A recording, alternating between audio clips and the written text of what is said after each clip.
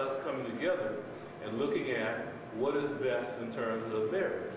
The other part of that is, ingrained in all this, is that whatever we do, we have to do what is best for students. I remember one of an architect that didn't do any roads, and he built a new campus. And when he built the campus, what he did was he basically looked at where students walked. And then that's where they did all the planning in terms of where students, where they had walkways and student malls. So I think that the concept is that whatever we perceive as best for students is what we want to plan for. And this is just a first view in terms of what needs to be done. And I agree that whatever you say now is important in terms of what you're going to say later on. So you want to put everything on the front burner as much as you possibly can. But given that, whatever we think that is best in terms of serving our students, that's what we're going to do first and foremost here. And we have a 5-year plan, a 10-year plan, and a 15-year plan. I hope I'm here in the 5 years. See, the 10-year, I don't know about it, but the 5-year plan is what that we're planning for right now, and that's what is immediate. But to do that, the good idea is that I like the fact that MAS and WLC has come together, and when we have something to go from, we at least have structure to go from, and it's easier to take a structure and tear down than not to have structure at all. So that's what I wanted to be very quiet and listen, but whatever we do, I think that we're going to do whatever we can best do in terms of being a student first. And in keeping with that, one of the reasons why we were asked this master plan in the first place, Dr. Caro was acknowledged this in the past. The district has never had a facilities master plan. Yes. This district has been around for a long time, this is someone acknowledged, and it's never had a facilities master plan for any of its campuses.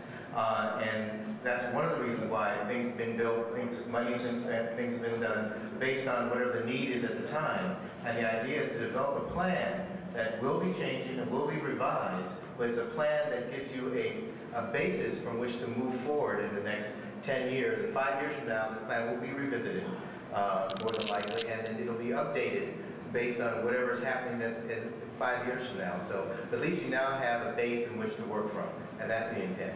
Okay, we're going to be wrapping this up. I'm going to take one more question before we wrap this up. Yes. Yes.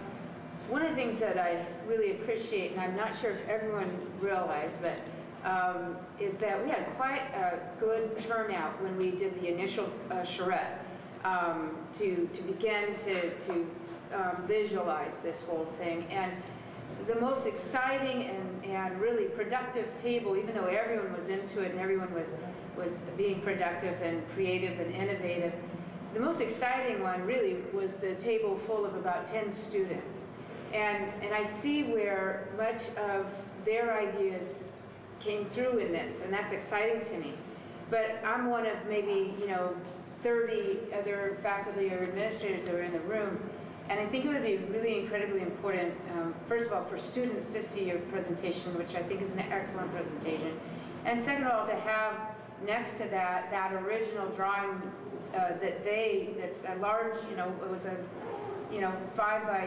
4 by 6 drawing, I think, and that you have that, if you kept it, and that you put in some kind of framing such that we have that to look at, and so we can see students' input reflected in this level of the plan at this point, or this schematic. That's actually a very good idea. We're going to incorporate that into the next presentation that we do. All right. Thank you very much. That's a very good point you've just made. By the way, this presentation that was made today is going to be on YouTube. Okay. And that is why we are recording this, so that students and faculty and those who were not able to come to this meeting can be able to access that on the internet. Fantastic. So, yes. I have sort of an aside. Okay. When it comes to the dental program moving up here, yes.